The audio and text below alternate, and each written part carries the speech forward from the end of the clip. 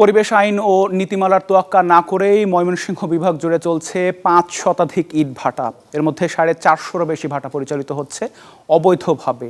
ফসলি জমির উর্বর মাটি ব্যবহার এবং বনের কাঠ পোড়ানোর ফলে একদিকে যেমন কৃষি জমি ক্ষতিগ্রস্ত হচ্ছে, অন্যদিকে বাড়ছে পরিবেশ দূষণ ও জনস্বাস্থ্য ঝুঁকি।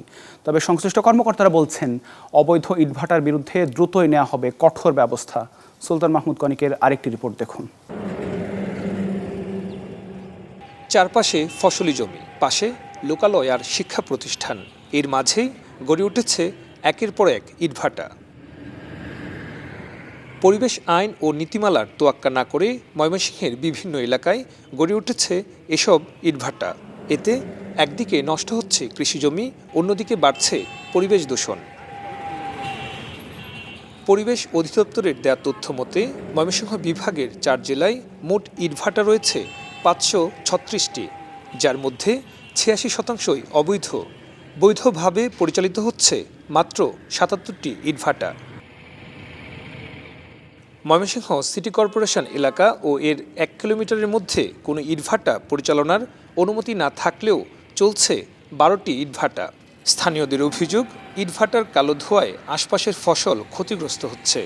অনেকে আক্রান্ত হচ্ছেন শ্বাসকষ্ট সহ নানা রোগেও। তবু ব্যবস্থা নেওয়া হচ্ছে না ভাটার বিরুদ্ধে। ভাটার আশেপাশে যে ফসলি জমি আছে, অনেকগুলি ফসলি জমি মারা যায়।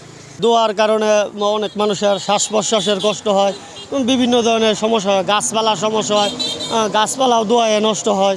গাছালি, একটা কলা গাছ, একটা নারকেল গাছ, কোনো কিছু সবই ক্ষতি, বছরের পর বছরের ওই যাইতেছে।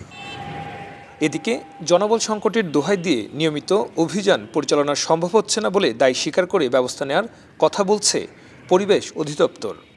যদিও আমাদের মনিটরিং আছে, তারপরেও আমাদের বলবো যে আমাদের এই মনিটরিংটা আসলে স্বল্পতার কারণে আমরা আসলে সবসময় এটা টেক কেয়ার দেখতে পারি না।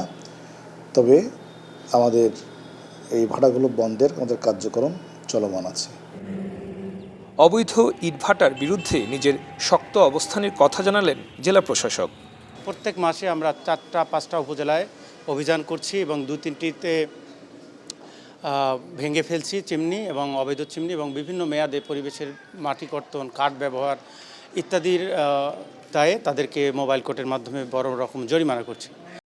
পরিবেশ অধিদপ্তর জানিয়েছে, গেল 1 বছরে ময়মনসিংহ বিভাগের 4টি জেলায় অবৈধ ইটভাটায় 71টি ভ্রাম্যমাণ আদালত পরিচালনা করে জরিমানা করা হয়েছে 5.5 কোটি টাকা। সুলতান মাহমুদ কনিক, চ্যানেল 24, ময়মনসিংহ।